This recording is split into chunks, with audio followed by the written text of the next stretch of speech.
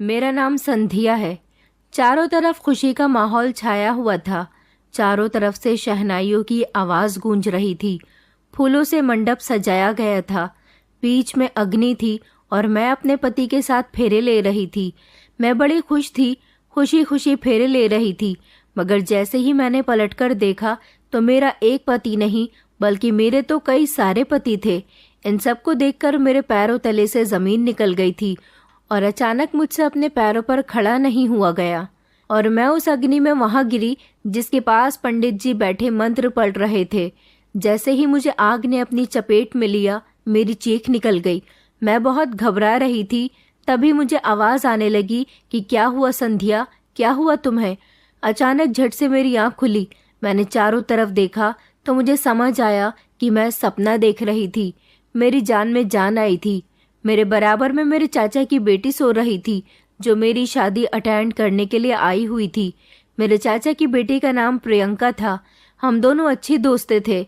मैंने उसे अपने सपने के बारे में बताया तो वो जोर जोर से हंसने लगी। मैंने कहा, तुम मेरे ऊपर हंस क्यों रही हो? मुझे तो डर लग रहा है कि कहीं मेरा ये सपना सच ना हो जाए। प्रियंका कहने लगी कि तुम पागल हो गई हो। तुम्हारे पेरेंट्स ने तुम्हारे लिए एक ही लड़का सिलेक्ट किया है जिससे तुम्हारी शादी होगी। पता है तुम्हें ऐसा सपना क्यों आया है? मैंने बड़ी ध्यान से प्रियंका के चेहरे की तरफ देखा था। मैंने कहा, हाँ बताओ क्यों आया है? उसने जोर जोर से हंसकर कहा, तुम अगर सीरियल देखना छोड़ दो तो शायद तुम्हें ऐसे सपने ना आए। सारा सारा दिन तुम सीरियल देखती रहती हो। सीरियल्स की ही बातें तुम्हारे दिमाग में बैठ गई हैं और वही तुम्हें सपने में दिखाई दे रही हैं। मैंने प्रियंका से कहा कि अच्छा ऐसी बात है तो ठीक है, मैं शादी के बाद सीरियल्स नहीं देखा करूंगी। प्रियंका कहने लगी कि अच्छा कल तुम्हारी शादी है, अब सो जाओ। सुबह हम लोगों को बहुत सारे काम हैं, जल्दी भी उठना है। हम दोनों सोने के लिए बिस्तर पर लेट गए थे। प्रियंका तो लेटते ही सो गई थी मगर मुझे नींद नहीं आई थी। न जाने क्यों मुझे ये सपना बहुत परेशान कर रहा था। फिर मैंने सोचा कि मुझे इस बारे में ज़्यादा नहीं सोचना चाहिए और फिर अगला दिन निकल गया था। मैं बहुत खुश थी क्योंकि उस दिन मेरी शादी होने जा रही थी। मगर मेरे घर वाले बहुत उदास थे। आखिरकार उनकी लाडली और इकलौती बेटी विदा हो रही थी। वो नहीं चाहते थे कि उनकी बेटी उनसे जुदा हो, मगर ये तो दुनिया की रीत है। एक न एक दिन हर बेटी को विदा होकर अपनी ससुराल जाना ही है। मेरी शादी हमारे गांव के एक ऐसे परिवार में हो रही थी जो गांव के सबसे अमीर लोगों में से माने जाते थे। उनकी बहुत सारी हवेलियां थीं, बहुत सारी प्रॉपर्टी थी। मैं बहुत खूबसूरत थी। मुझे मेरे पति की माँ ने गांव की शादी में देखा था। उन्होंने मुझे वहां पर पसंद कर लिया था और जिस लड़के से मेरी शादी होने जा रही थी उसको भी मैंने उसी शादी में देखा था। वो लड़का मुझे वहां पर मौजूद सारे ही लड़कों में बहुत अच्छा लगा था क्योंकि उसको देखकर हम सारी लड़कियां बातें कर रही थी। मैं मन ही मन में सोच रही थी कि काश ये मेरे सपनों का शहजादा बन जाता और भगवान ने जल्द ही मेरी प्रार्थना सुन ली थी। अगले ही दिन इस लड़के की माँ, हमारे गांव की सबसे अमीर औरत, हमारे घर पर आई थी। ये वही औरत थी जो इसकी माँ थी। मगर ये हमारे घर क्यों आई थी? मैं इसी सोच में पड़ गई थी। लेकिन जब उन्होंने मेरी माँ से मेरे रिश्ते की बात की तो खुशी से चहक उठी थी। मैं तो फूली नहीं समा रही थी। लड़के की माँ का कहना था कि मुझे आपकी बेटी बहुत पसंद आई है। मेरे 5 बेटे हैं। मैं इसका रिश्ता अपने सबसे बड़े बेटे के लिए लाई हूँ। मुझे उम्मीद है आप इस रिश्ते से इनकार नहीं करोगी। मेरी माँ ने कहा था कि मेरे पति आ जाएंगे तो मैं आपको उनसे बात करके बता दूंगी। वो अपने लड़के का फोटो देकर चली गई थी। उन्होंने कहा था कि उम्मीद है आपको हमारा बेटा ज़रूर पसंद आएगा। रात के टाइम पर मम्मी ने पापा से इस बारे में बात की और उनको इस रिश्ते के बारे में बताया तो पापा कहने लगे कि इनकी तो गांव में बहुत ज़मीन जायदाद है, ये तो बहुत अमीर लोग हैं। हमारी बेटी तो बहुत भाग्यशाली निकली जिसका रिश्ता इतनी बड़ी हवेली से आया है। पापा ने कहा कि इस रिश्ते के लिए तुम फौरन ही हाँ कर देना और हम जल्द ही अपनी बेटी की शादी उनके बेटे के साथ कर देंगे। लेकिन इससे पहले मेरी बेटी की पसंद और उसकी मर्जी पूछ लेना। मैं नहीं चाहता कि मेरी बेटी की शादी उसकी मर्जी के खिलाफ हो। जैसा मेरी बेटी कहेगी वैसा ही होगा। आखिर संध्या हमारी इकलौती बेटी है। मैं उसको किसी तरह से निराश नहीं करना चाहता। मम्मी पापा तो बहुत खुश हो गए थे। जब मम्मी ने मुझे लड़के की फ़ोटो दिखाई तो मेरी खुशी के ठिकाने नहीं थे, क्योंकि ये वही लड़का था जिसको मैंने शादी में देखा था और जो मेरे दिल को छू गया था। ये लड़का मुझे बहुत पसंद था क्योंकि ये बहुत ही स्मार्ट था। मैंने इस रिश्ते के लिए फ़ौरन ही हाँ कर दी थी। इस तरह मेरा रिश्ता इस लड़के के साथ तय हो गया था। मेरी शादी 2 महीने के अंदर अंदर तय होना पाई थी। मेरी सास का कहना था कि मैं जल्द से जल्द संध्या को अपने घर की बहू बनाना चाहती हूँ, जल्द ही अपने घर में बहू लाकर रोशनी करना चाहती हूँ। और फिर फाइनली मेरी शादी का दिन भी आ गया था। हमारे सारे रिश्तेदार ही हमारे घर पर आए हुए थे। हमारे ज़्यादातर रिश्तेदार शहर में रहा करते थे। हम लोग गरीब थे, इसलिए हम इसी गांव में रहते थे, मगर फिर भी इतने गरीब नहीं थे। भगवान का दिया सब कुछ था। मेरे पापा अपनी मेहनत मजदूरी से हम लोगों का पेट ईमानदारी के पैसों से पाल रहे थे। जिंदगी अच्छी गुजर रही थी। और फिर मेरा रिश्ता भी एक ऐसे परिवार से आ गया था जहां पर मैं राज करती। मेरे होने वाले पति का नाम रवि था। जिस दिन से मेरा रिश्ता लगा था उसी दिन से मेरे दिल में रवि के लिए मोहब्बत जागने लगी थी। मैंने तो कभी सपने में भी नहीं सोचा था कि मेरी शादी एक इतने अमीर परिवार में और इतने हैंडसम लड़के के साथ होगी। मेरी खूबसूरती मेरी सास को बहुत पसंद आई थी और मुझे भी रवि बहुत पसंद आया था। इस तरह मेरी शादी रवि के साथ हो गई थी। मगर जिस दिन वो लोग बारात लेकर आए थे उस दिन मेरी सास ने कहा था कि अगर आप लोगों को बुरा ना लगे तो हम चाहते हैं कि हमारी बहू का घूंघट लंबा कर दिया जाए, क्योंकि हमारी हवेली की प्रथा है। हमारे यहाँ की दुल्हन जब शादी के दिन दुल्हन बनती है तो उसके चेहरे पर लंबा सा घूंघट डाल दिया जाता है और उसका चेहरा शादी वाले दिन कोई नहीं देख सकता। शादी के बाद सिर्फ उसका पति ही उसका घूंघट हटाएगा, उसके बाद ही सब लोग उसका चेहरा देखेंगे। मेरे मम्मी पापा ने कहा था कि हमें इस बात से कोई एतराज नहीं है। मेरे चाचा की बेटी प्रियंका, जो कि मेरे साथ खूब हंसी मजाक करती थी, मैं हर महीने 2 दिन के लिए चाचा जी के घर शहर जरूर जाया करती थी और कभी कभी प्रियंका भी हमारे घर पर आती जाती रहती थी। इसलिए हम दोनों की गहरी दोस्ती थी। प्रियंका मेरी शादी होने से बहुत ही उदास थी। उसका कहना था कि अब तुम ससुराल की हो जाओगी। मैंने उससे मजाक में कहा था कि तुम भी जल्द से जल्द शादी कर लो, मगर प्रियंका अभी शादी नहीं करना चाहती थी क्योंकि उसके बड़े बड़े सपने थे। उसका मानना था कि पढ़ी लिखी लड़कियों को इतनी जल्दी शादी नहीं करनी चाहिए। अगर उन्होंने शिक्षा हासिल की है तो उस शिक्षा का फायदा उठाना चाहिए। प्रियंका अभी कुछ समय तक जॉब करना चाहती थी। उसकी पढ़ाई तो मेरी शादी से पहले ही पूरी हो गई थी, मगर अब वो जॉब की तलाश कर रही थी। उसने कहा था कि तुम्हारी शादी हो जाएगी तो मैं भी बिजी हो जाऊंगी, जॉब करने लगूंगी तो मुझे ज्यादा टाइम नहीं मिला करेगा, लेकिन हम दोनों एक दूसरे से फोन पर बात कर लिया करेंगे। उसने मुझसे कहा था कि तुम ससुराल जाने के बाद मुझे अपने नंबर से कॉल करना। मैंने उससे कहा था हाँ, मैं अपने पति से कहूंगी कि वो मुझे एक नया मोबाइल लाकर दे, फिर हम दोनों ढेर सारी बातें किया करेंगे। खुशी खुशी मुझे विदा कर दिया गया था।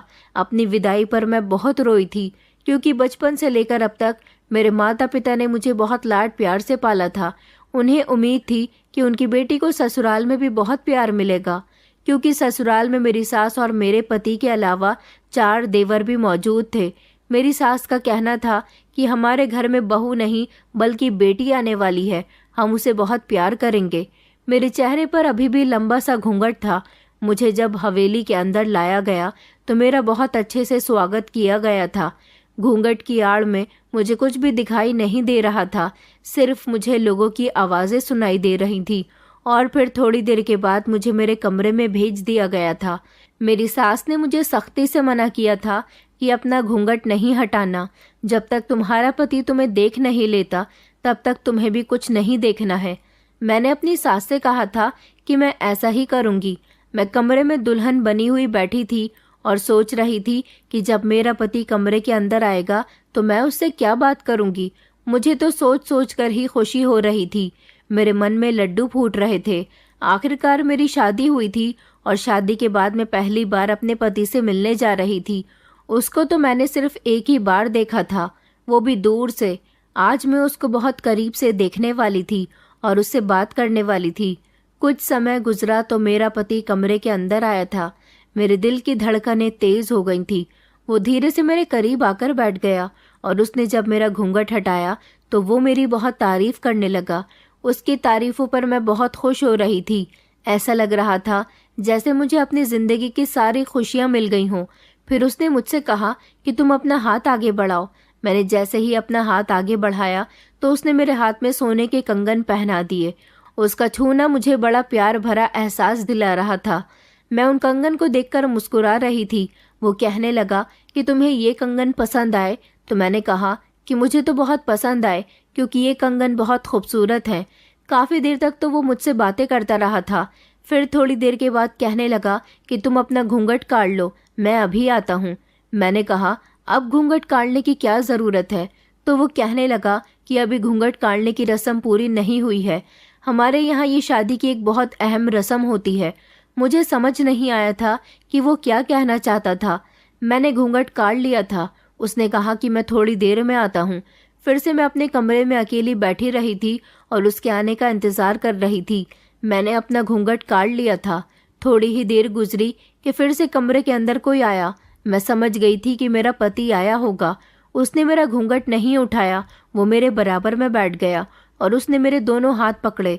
वो फिर से मेरे हाथों में कंगन पहनाने लगा। जब झट से मैंने अपना घूंघट हटाया और उसके चेहरे की तरफ देखा तो मेरे होश उड़ गए थे। मैं जल्दी से उससे पीछे हटी और कहने लगी कि ये क्या बदतमीजी है? तो वो कहने लगा कि ये कोई बदतमीजी नहीं है। क्या ये कंगन तुम्हें पसंद नहीं आए? उसकी बात सुनकर मेरे होश उड़ गए थे, क्योंकि ये मेरा पति नहीं बल्कि मेरा देवर था। मगर वो कह रहा था कि मैं भी तुम्हारा पति हूँ। मैंने कहा आखिर ये किस तरह का मजाक हो रहा है? चलो मेरे कमरे से जाओ, मुझे तुम्हारे भैया का इंतजार है। वो कहने लगा तुम्हें शायद अभी पता नहीं है कि मैं भी तुम्हारा पति हूँ। मैंने कहा मैं अभी अपने पति को बुलाकर लाती हूँ। मैं बिस्तर से उतरकर दरवाजे की तरफ जाने वाली थी कि उसने मेरा हाथ पकड़ लिया और कहने लगा अरे तुम यकीन क्यों नहीं कर लेती कि मैं तुम्हारा पति हूँ? उसकी ऐसी बातें सुनकर मेरी आंखों में आंसू आ गए थे। वो मुझसे थोड़ी देर बातें करता रहा। मैं खामोशी से उसकी बातें सुनती रही, क्योंकि उसकी बातें सुनने के अलावा मेरे पास कोई दूसरा रास्ता नहीं था। मैं भी नई नवेली दुल्हन थी और किसी तरह का हंगामा नहीं करना चाहती थी। थोड़ी देर तक वो मेरे कमरे में रहा और उसके बाद फिर तीसरे नंबर वाला भाई आया। उसने भी मेरे साथ हाथ पकड़कर मुझे कंगन पहनाए। अब मुझे समझ आया था कि मेरे साथ क्या हो रहा है। मैं जोर जोर से रो रही थी। इसी तरह मेरे दोनों हाथों में 5-5 जोड़ी कंगन आ गए थे। इन कंगन को पाने की मुझे कोई खुशी नहीं थी, बल्कि तो मुझे गम था कि ये सब के सभी अपने आप को मेरा पति बता रहे थे। लेकिन मेरी शादी तो रवि के साथ हुई थी। मैं रवि का इंतजार कर रही थी। जब चारों भाई अपनी अपनी मुंह दिखाई करके कमरे से जा चुके थे तो फिर से रवि के कमरे में आने का नंबर आया था। मैंने रवि से कहा कि रवि आखिर ये सब क्या हो रहा है? तुम्हारे भाई मेरे कमरे में क्यों आए थे और वो खुद को मेरा पति क्यों बता रहे हैं, जबकि मेरी शादी तो तुम्हारे साथ हुई है? रवि कहने लगा कि तुम्हें नहीं पता कि हमारे गांव की यही प्रथा है। मैं उसकी बात पर चौंक गई। मैंने कहा ऐसी कौन सी प्रथा? तो वो कहने लगा कि तुम्हारी शादी सिर्फ मेरे साथ नहीं बल्कि मेरे चारों भाइयों के साथ भी हुई है। मेरे सारे ही भाई तुम्हारे पति हैं। मैंने कहा ऐसा कैसे मुमकिन हो सकता है? वो कहने लगा ये बात तुम्हारे माता पिता ने तुम्हें नहीं बताई होगी, क्योंकि हमारे गांव में ये रिवाज है कि लड़की की शादी जिस घर में बड़े बेटे के साथ होती है उसके बाकी के छोटे भाई भी उसके पति माने जाते हैं। मैंने कहा मगर मैंने तो ऐसी किसी प्रथा के बारे में नहीं सुना। मेरा पति कहने लगा कि तुम गांव के बारे में ज्यादा कुछ नहीं जानती हो, इसलिए तुमने नहीं सुना होगा, मगर हमारे यहाँ तो ऐसे ही शादियाँ होती हैं। मैंने अपने पति से कहा मगर मैं ऐसे माहौल में नहीं रह सकती। मेरा पति मुझे तसल्ली से और प्यार से समझाने लगा। वो बार बार मेरे बालों को सहला रहा था, मेरे हाथों को पकड़ रहा था, मगर मैं उसके साथ बदतमीजी पर उतर आई थी। मैंने कहा तुम लोगों के साथ अच्छा नहीं होगा। तुम लोगों ने मेरे साथ धोखा किया है। शादी मुझसे की, मगर कहते हो कि सब भाइयों के साथ शादी हुई है। ऐसा कैसे मुमकिन हो सकता है? तुम लोगों को भगवान कभी माफ नहीं करेगा। तुम लोगों के साथ बहुत बुरा होगा। मेरा इतना ही कहना था कि मेरा पति झट से उठा और उसने मेरे गाल पर एक जोरदार थप्पड़ मार दिया। वो कहने लगा कि बदतमीज लड़की, मैं कब से तुझसे प्यार से बात कर रहा हूँ, मगर तुझे तो समझ ही नहीं आता। तुझे नहीं पता कि यह हमारे गांव का बहुत पुराना रिवाज है और हमारे गांव में यही रिवाज चला आ रहा है। अब तू इस रिवाज के बारे में कुछ नहीं जानती तो इसमें हमारी क्या गलती है? अपने पति के ऐसे बिहेवियर पर मैं फूट फूट कर रोई थी और फिर मेरे साथ वही हुआ था जो मेरे साथ नहीं होना चाहिए था और जिसका मुझे बहुत डर था। पहले तो मेरे पति ने मेरे साथ अपना हक लिया था और फिर उसके बाद एक एक करके मेरे चारों देवर कमरे में आए थे और उन्होंने भी इसी तरह पूरी रात गुजार दी थी। अब मुझे समझ आ रहा था कि मुझे जो सपना आया था जिसमें मैंने देखा था कि मेरे कई सारे पति थे और मैं अग्नि में जल रही थी, ये ससुराल भी मेरे लिए किसी अग्नि से कम नहीं था जिसमें मुझे हर रोज जलना था। मेरी समझ नहीं आ रहा था कि मेरे साथ ये सब कैसे हो सकता है। ऐसी कैसी प्रथा के बारे में मैंने पहले कभी नहीं सुना था, तो फिर इस घर में इस प्रथा को इतना मान क्यों दिया जा रहा था।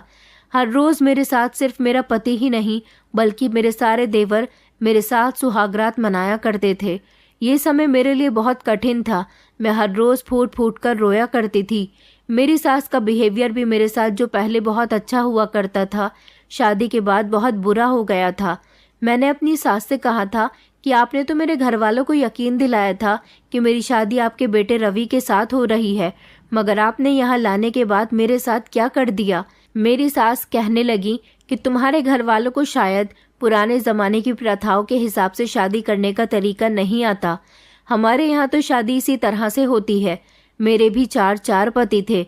वक्त के साथ साथ सब इस दुनिया को छोड़कर चले गए और मैं उन चारों के बच्चों की माँ बन गई थी। तभी तो मेरे ये 5 बेटे हैं। तुम जानती हो कि इस गांव की सबसे खुशनसीब लड़की कौन है। मैंने रोते हुए कहा कि कौन है, तो उन्होंने कहा कि वो लड़की सबसे खुशकिस्मत लड़की है जिसकी सास का सिर्फ एक ही बेटा है। वो अकेले उसी की पत्नी बनकर सारी जिंदगी गुजार देगी, मगर जिसकी ससुराल में सास के कई सारे बेटे हों उन्हें उन सभी को अपना पति मानना होगा। मैंने अपने दिल में सोचा, तो भगवान करे कि तुम्हारे सारे बेटे मर जाएं और मुझे इस नर्क से छुटकारा मिल जाए। मुझे अभी तक मेरे घर वालों से भी मिलने नहीं दिया गया था। मैंने अपनी सास से कहा था कि मैं अपने मायके जाकर अपने पेरेंट्स से मिलना चाहती हूँ। मेरी सास ने कहा था कि हमारे यहाँ का रिवाज है कि बहू को जब तक कोई खुशखबरी नहीं मिल जाती तब तक वो अपने मायके नहीं जाती। मैंने चौंक कर अपनी सास को देखा था और मैंने कहा था कि आखिर ये किस तरह का रिवाज है। अगर मैं सारी जिंदगी मां नहीं बनी तो क्या सारी जिंदगी अपने माता पिता से भी नहीं मिल सकूंगी। मेरी सास कहने लगी कि शुभ शुभ बातें मुंह से निकाला करो लड़की। अगर तुम सारी जिंदगी मां नहीं बनी तो मेरे बेटों का खानदान आगे कैसे बढ़ेगा। माँ तो तुम बनकर ही रहोगी। अगर माता पिता से मिलना चाहती हो तो जल्द ही मुझे दादी बनने की खुशखबरी सुना दो, वरना सारी जिंदगी तुम्हें तुम्हारे माता पिता की शक्ल से तरसा दूंगी। अपनी सास की बातें सुनकर मैं और ज्यादा रोने लगी थी। मेरी चीखों की आवाज सुनकर मेरी सास ने कहा कि खामोश हो जाओ। अगर तुम्हारे चिल्लाने की आवाज पड़ोस तक गई तो लोग क्या कहेंगे कि नई नवेली दुल्हन इतनी जोर जोर से रो रही है। जरूर इसके साथ कुछ गलत किया जा रहा है। मैंने कहा, तुम लोग मेरे साथ कुछ अच्छा भी तो नहीं कर रहे हो। तुम लोग मेरे साथ बहुत गलत कर रहे हो। तुम्हें इस सब की सजा जरूर मिलकर रहेगी। तभी मेरा देवर आया जो मेरे पति से छोटा था। उसने मुझसे कहा कि आओ संध्या, कमरे के अंदर चलो। मैंने उसका हाथ झटक दिया और कहने लगी कि हटो मेरे करीब से, मुझे हाथ भी मत लगाना, तुम मेरे पति नहीं हो। वो मुझसे फिर भी प्यार से बात करने लगा। मैंने उसे धक्का दे दिया तो वो अपना चेहरा उदास सा बनाकर वहां से चला गया था। फिर मेरा पति रवि वहां पर आया तो वो मुझे प्यार से समझाने लगा और कहने लगा कि चलो कमरे में चलो। मैं उसके साथ कमरे के अंदर चली गई। मैंने उससे कहा कि मैं अपने माता पिता से मिलना चाहती हूँ और मैं तुम्हारे भाइयों को अपना पति नहीं मानती। मेरी शादी तो सिर्फ तुमसे हुई है। मैं सिर्फ तुम्हें ही अपना पति मानती हूँ। मेरा पति कहने लगा, आखिर तुम मान क्यों नहीं लेती कि हम सभी तुम्हारे पति हैं। इसमें तो तुम्हारा ही फायदा है। हम सब तुम्हारा कितना ख्याल रखते हैं। सब लोग तुमसे कितना प्यार करते हैं। तुमने देखा नहीं कि शादी की रात तुम्हारे हाथ कंगन से भर गए थे। अगर तुम सिर्फ मेरी पत्नी होती तो तुम्हें सिर्फ 2 ही कंगन मिलते, मगर हम सारे भाइयों ने तुम्हें कुल मिलाकर 10 कंगन तुम्हारे दोनों हाथों में पहनाए। मैंने कहा कि मुझे कंगन का लालच नहीं है। तुम चाहो तो अपने कंगन मुझसे वापस ले सकते हो, मगर मैं तो सिर्फ तुम्हें अपना पति मानती हूँ। इस बात पर फिर से मेरे पति को गुस्सा आ गया और वो चिल्लाते हुए कहने लगा कि तुम समझते क्यों नहीं हो कि हमारे यहाँ ऐसा ही होता है और तुम्हें तुम्हारे माता पिता से नहीं मिलवाया जाएगा। ये कहकर वो कमरे से निकल गया था और मैं न जाने कब तक फूट फूट कर रोती रही थी। भगवान से प्रार्थना कर रही थी कि भगवान मुझे कभी भी औलाद की खुशी न देना, क्योंकि मैं इन दरिंदों के बच्चों की मां नहीं बन सकती। मुझे कुछ भी करके इस नर्क से निकलना है। ये पांचों दरिंदे जब रात को बिस्तर पर एक एक करके मेरे पास आते हैं, तब मुझे पता चलता है कि मैं किस नर्क की आग में जल रही हूँ। मेरी तकलीफ का अंदाज़ा तो शायद कोई भी नहीं लगा सकता। अब मैं चाहकर भी कुछ नहीं कर सकती थी, क्योंकि यहाँ से बाहर निकलने का तो मेरे पास कोई दूसरा रास्ता नहीं था। मेरी सास ने इस हवेली में बहुत सारे नौकर चाकर रखे हुए थे, जो इस हवेली के बाहर पहरा देते थे। कई दिन इसी तरह से गुजर गए थे। न मेरे पास मोबाइल था और न ही मैं इस हवेली से बाहर निकलकर अपने माता पिता से मिल सकती थी। अब मेरे साथ जो होता था, मुझे इस सब की आदत पड़ गई थी और मैंने खुद को इस घर के माहौल में ढाल लिया था। एक दिन मेरे माता पिता मुझसे मिलने के लिए आए थे। जब मुझे नौकरानी ने बताया कि आपके माता पिता आपसे मिलने के लिए आए हैं, तो मैं बड़ी खुशी खुशी उनसे मिलने के लिए आई थी। मेरे माता पिता मुझे देखते ही शिकायत करने लगे और कहने लगे कि हमें नहीं पता था हमारी बेटी शादी के बाद इतना बदल जाएगी। मैंने इस बात पर अपने पापा को चौंक कर देखा था। आखिर मेरे पापा ऐसा क्यों बोल रहे थे? जब अचानक मेरी सास ने कहा कि हाँ भैया, हम तो तुम्हारी बेटी से कहते हैं कि अपने माता पिता से मिल आया करो, मगर तुम्हारी बेटी को यहाँ के ऐशो आराम की इतनी आदत हो गई है कि वो अपने माता पिता के उस गरीब घर में जाना ही पसंद नहीं करती। मेरी सास की बात सुनकर मेरे माता पिता मुझे बड़ी हैरानी से देख रहे थे, जबकि मेरा भी यही हाल था। मेरी सास कितनी सफाई से झूठ बोल रही थी। उन्होंने इस रिवाज के बारे में मेरे माता पिता को क्यों नहीं बताया, जिसके बारे में मुझे बताया था कि लड़की जब तक माँ नहीं बनती तब तक अपने माता पिता से नहीं मिल सकती। और भी उन्होंने कई तरह के झूठ मेरे माता पिता से मेरे बारे में बोले थे कि मैं घर का कोई काम नहीं करती, मैं अपने पति को खुश नहीं रखती, सारा दिन अपने कमरे में बंद रहती हूँ और टीवी देखती रहती हूँ। मेरी मम्मी तो मुझे बड़ी अजीब सी नज़रों से देख रही थी। ऐसा लग रहा था जैसे वो सबके सामने शर्मिंदा हो रही हूँ। आखिर मेरी सास ने उनके सामने बातें ही ऐसी कर दी थी। कुछ देर बैठकर वो लोग मेरे घर से चले गए थे और जाते समय उन्होंने मुझे अपने घर आने को भी नहीं कहा था। मुझे अपनी सास की इस हरकत पर बहुत गुस्सा आया था। मैं इस घर में घुट घुट कर रह रही थी, मगर अच्छी बात ये थी कि ये पांचों ही मुझ पर जान वारते थे। मुझसे इतना प्यार करते थे कि अगर मैं किसी एक को कोई काम बताती तो पांचों के पांचों ही दौड़े चले आते थे और वक्त से पहले मेरा काम हो जाता था। एक दिन मुझे गोलगप्पे खाने का मन कर रहा था, तो मैंने अपने पति रवि से गोलगप्पे खाने को कहा। इस बारे में मेरे पति के बाकी भाइयों ने भी सुन लिया था। उन लोगों ने झट से घर में ढेर सारे गोलगप्पे लाकर रख दिए। पांचों ही अपने हाथ में गोलगप्पे लाकर खड़े हुए थे और कहने लगे कि पहले मैं लाया हूँ, पहले मैं लाया हूँ, पहले तुम्हें मेरे लाए गए गोलगप्पे खाने चाहिए। मैं तो उन पांचों को देखकर बहुत ही हंस रही थी, क्योंकि वो पांचों के पांचों जो मेरे लिए बहुत लट्टू हो रहे थे, ये लोग सच में बहुत बड़े बेवकूफ़ थे। मैंने सोचा कि मुझे उन लोगों की बेवकूफ़ी का फ़ायदा उठाते हुए यहाँ से भागने की कोशिश करनी चाहिए। एक दिन मैंने इन पांचों भाइयों में से सबसे बेवकूफ़ वाले भाई को चुना था, जो कि मुझे इस हवेली से और इस गांव से निकाल सकता था। मैंने सोच लिया था कि मैं इस गांव से निकलकर शहर चली जाऊंगी और शहर जाने के बाद अपने चाचा के घर जाकर जिंदगी गुजारूंगी। मैंने अपने सबसे छोटे वाले देवर से बात की और उससे कहा कि मुझे शहर घूमने के लिए जाना है, क्या तुम मुझे शहर लेकर चलोगे? तो वो कहने लगा, हाँ, मगर इस बारे में किसी को पता नहीं चलना चाहिए, क्योंकि अगर माँ को कुछ भी पता चल गया तो वो हम पर बहुत नाराज़ होगी। मैंने कहा कि नहीं नहीं, उनको कुछ पता नहीं चलेगा। मेरी सास जब अपने कमरे में सो रही थी, तब मेरा देवर मुझे अपने साथ शहर घुमाने के लिए ले गया था। उसने मुझसे कहा था कि हम लोग सुबह जाएंगे और शाम तक वापस आ जाएंगे। मैं उसके साथ एक बड़े से शॉपिंग मॉल में मौजूद थी, जहां पर वो मुझे शॉपिंग कराने के लिए लेकर आया था। मैंने सोचा था कि मैं कपड़े देखने के बहाने यहाँ से भाग जाऊंगी, उसका ध्यान मुझसे हट जाएगा और फिर बाद में वो मुझे ढूंढता रह जाएगा। इस तरह मैं उसे बातों में लगाने लगी ताकि वो अपना ध्यान मुझ पर से हटा ले।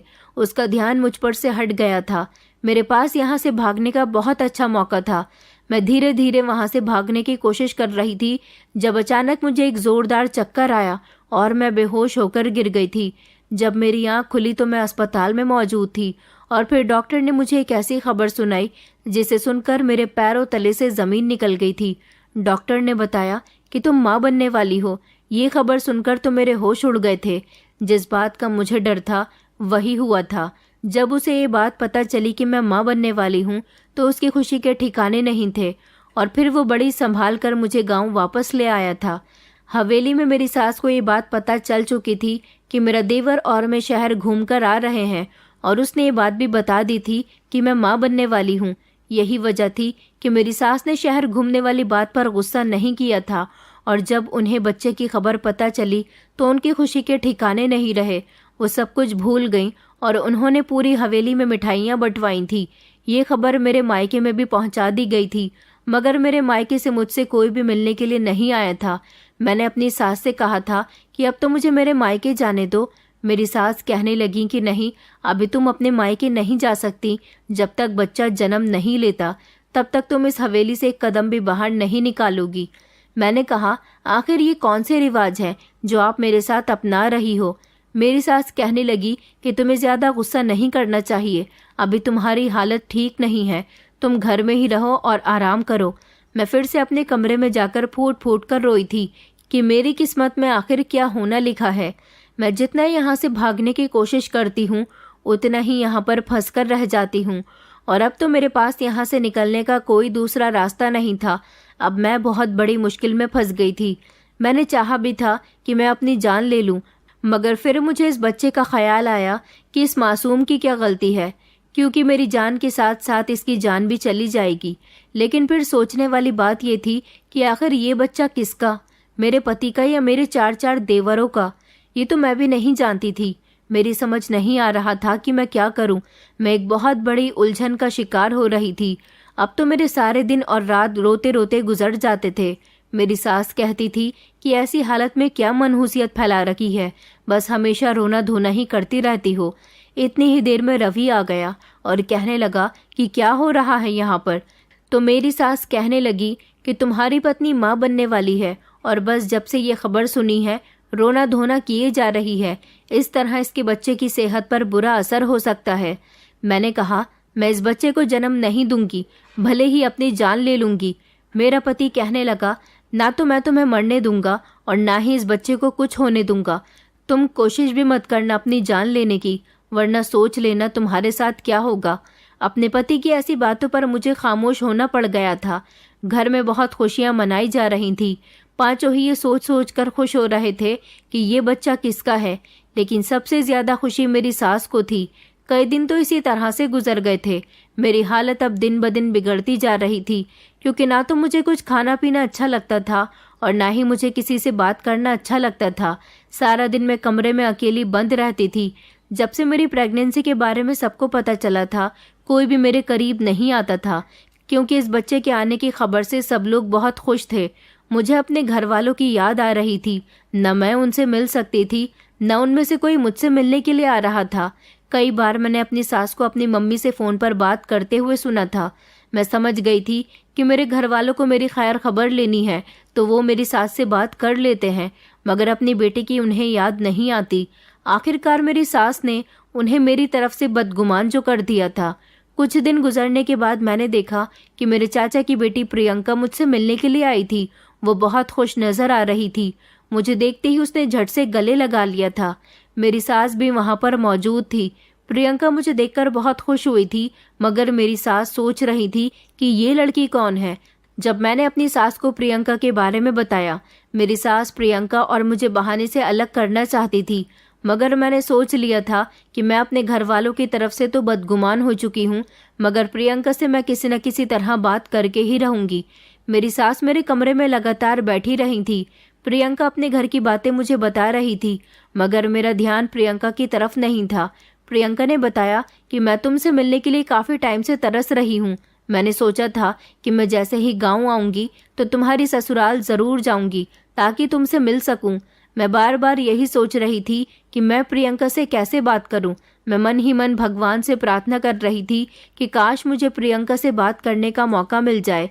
मेरी सास किसी तरह से कमरे से उठकर चली जाए, क्योंकि एक प्रियंका ही है जो मेरी पूरी बात सुन सकती है और मुझे इस नर्क से निकाल सकती है। मैंने इतना ही सोचा था कि अचानक बाहर से नौकरानी आ गई और मेरी सास से कहने लगी कि मालकिन, आपसे मिलने के लिए कोई आया है। मेरी सास को अब तो कमरे से उठकर जाना ही था। ऐसा करना उनकी बहुत बड़ी मजबूरी बन गया था, क्योंकि उनके बहुत खास रिश्तेदार आए हुए थे। मेरी सास उठकर चली गई थी और मुझे प्रियंका से बात करने का एक बहुत अच्छा मौका मिल गया था। मैंने प्रियंका से कहा कि प्रियंका, मैं यहाँ बिल्कुल भी खुश नहीं हूँ। प्रियंका मेरी बात सुनकर अचानक घबरा गई और कहने लगी, क्यों, क्या हुआ है? फिर मैंने प्रियंका को जब अपने बारे में सब कुछ बताया तो प्रियंका के होश उड़ गए थे। वो कहने लगी, तुम इतने समय से ये सब कुछ कैसे बर्दाश्त कर रही हो? तुम्हें तो पहले ही यहाँ से भाग जाना चाहिए। फिर मैंने उसे बताया कि मैंने यहाँ से भागने की बहुत कोशिश की थी और मैं यहाँ से भागने ही वाली थी कि मुझे खबर मिली कि मैं माँ बनने वाली हूँ। अब मैं चाहकर भी यहाँ से नहीं भाग सकती और मैं ये भी नहीं जानती कि इन 5 में से कौन इस बच्चे का पिता है। प्रियंका कहने लगी कि संध्या, तुम्हारे साथ तो सच में बहुत बुरा हो रहा है।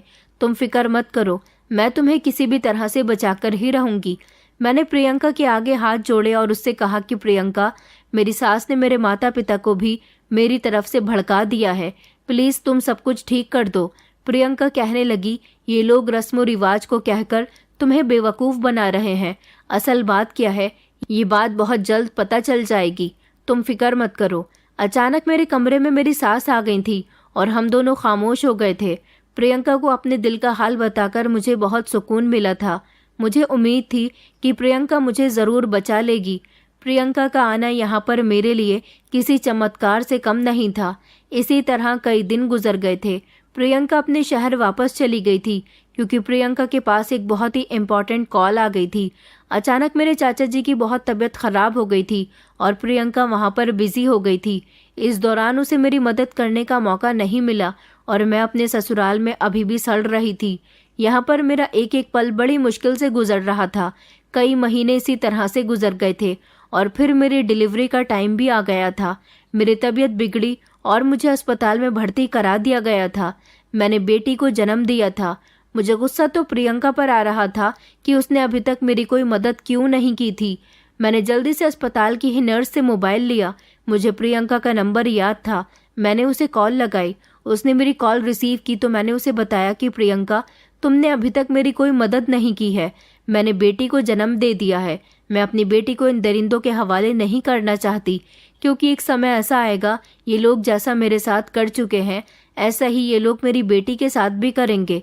मैं चाहती हूँ कि तुम मुझे आकर बचा लो। प्रियंका कहने लगी कि मुझे माफ़ कर दो संध्या, मैं एक बहुत बड़ी मुसीबत में फंस गई थी। मैं तुम्हें बचाने के लिए अभी आ रही हूँ। तुम फिक्र मत करो, मैं सब कुछ ठीक कर दूंगी। मुझे अभी भी प्रियंका से बहुत उम्मीद थी कि वो आएगी। मेरी बेटी बिल्कुल ठीक थी। मेरी सास ने जब मेरी बेटी को लिया तो वो बहुत खुश हो रही थी। थोड़ा ही समय गुजरा था कि प्रियंका पुलिस को लेकर अस्पताल में आ गई थी। पुलिस के साथ वहां पर महिला पुलिस भी मौजूद थी। प्रियंका की पुलिस स्टेशन में काफ़ी अच्छी जान पहचान थी। मेरी खुशी के ठिकाने नहीं थे क्योंकि प्रियंका मेरी मदद करने के लिए आ गई थी। पुलिस को मेरे बयान की ज़रूरत थी। मैंने पुलिस को सब कुछ बता दिया था। पुलिस को अस्पताल में देखकर मेरे ससुराल वालों के होश उड़ गए थे, क्योंकि ये पुलिस शहर से आई थी। मैंने उन लोगों को जब बताया कि इन लोगों ने मेरे साथ क्या क्या किया है तो मेरी सास और मेरे पति सहित 4 देवरों को भी अरेस्ट कर लिया गया था। पुलिस वालों ने मेरी सास से कहा था कि एक औरत होते हुए तुम्हें शर्म नहीं आती दूसरी औरत के साथ ऐसा करते हुए? हम तुम्हारे गांव की इस प्रथा को बदलकर ही रहेंगे। तुम्हारे गांव में जो जो लोग लड़कियों की शादियां अपने सभी सारे बेटों के साथ करवाते हैं उन सभी के खिलाफ मुकदमा दर्ज किया जाएगा। उन सभी को अरेस्ट किया जाएगा। उन सभी को सज़ा मिलेगी और तुम लोगों को भी बहुत कड़ी सज़ा मिलेगी, क्योंकि ये लड़की अपना बयान दे चुकी है। मेरी सास कहने लगी कि माफ़ करना साहब, ये सब कुछ हमारे गांव में नहीं होता। ये सब कुछ मैंने जानबूझकर अपनी बहू के साथ इसलिए किया क्योंकि अगर मेरे 5 बेटों की अलग अलग पत्नियां आती तो आने वाले समय में मेरे घर की जायदाद के अलग अलग हिस्से होते। जब तक मुट्ठी बंद रहती है तब तक उसमें ताकत रहती है, लेकिन जैसे ही मुट्ठी खुल जाती है तो 5 उंगलियां एक दूसरे से अलग हो जाती हैं। मैं भी नहीं चाहती थी कि मेरी जायदाद के हिस्से बंटवारे हों या फिर मेरे बच्चे अलग हो जाएं। उन सभी को एक रखने के लिए मैंने इस लड़की से यही कहा कि तुम्हारी शादी मेरे 5 बेटों के साथ हुई है और मेरे बेटों ने भी वही किया जैसा मैंने उन्हें समझाया था। मैं इस लड़की से यही कहती रही कि हमारे गांव का यही रिवाज है। हमारे गांव का ये रिवाज कई सालों पुराना था। मैंने ये सब कुछ सिर्फ अपने बेटों को और अपनी जायदाद को एक रखने के लिए ही किया था। पुलिस इंस्पेक्टर ने मेरी सास को ढेर सारी बातें सुनाई थी। उन्हें अरेस्ट कर लिया गया था। मेरी सास ने अपना जुर्म अपने मुंह से एक्सेप्ट कर लिया था। मेरे मम्मी पापा भी आ गए थे। जब उन्हें भी मेरी सास की हकीकत मालूम हुई तो उन लोगों ने भी पुलिस से कहा था कि इस औरत को कड़ी से कड़ी सजा मिलनी चाहिए। मेरे घर वालों ने भी मुझसे अपने बिहेवियर की माफ़ी मांग ली थी।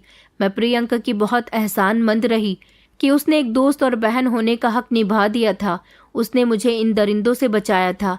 मेरी सास और मेरे चारों देवर मुझे बहुत प्यार करते थे।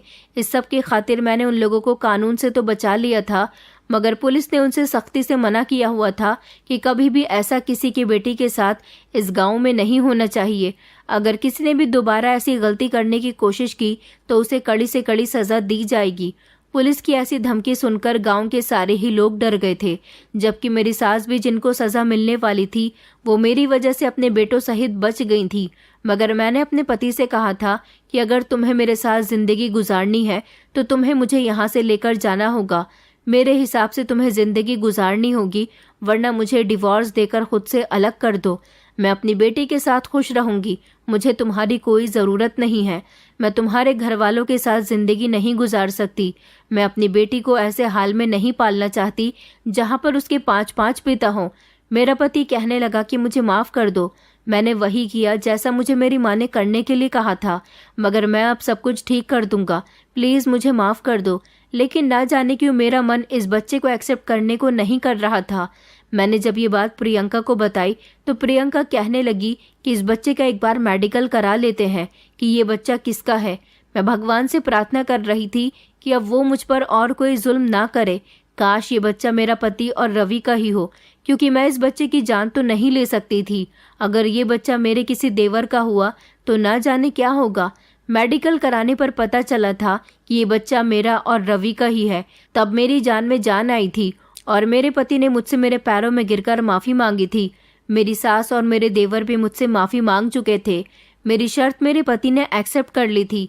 मेरे कहने पर उसने अपने पूरे परिवार को छोड़ दिया था और फिर वो मुझे लेकर शहर आ गया था। हम लोग यहाँ पर एक नई जिंदगी बसर कर रहे हैं। मेरे पति ने अपनी माँ और अपने भाइयों से सारे संबंध खत्म कर दिए और ना ही कभी मेरा पति गांव जाता है, क्योंकि मैं अपनी बेटी को उस गांव और उस गांव की यादों से दूर रखना चाहती हूँ। अब सब कुछ ठीक हो गया। मेरी जिंदगी अपनी बेटी और अपने पति के साथ अच्छी गुजर रही है। शहर में रहकर मेरे पति की सोच भी शहर जैसी हो गई है।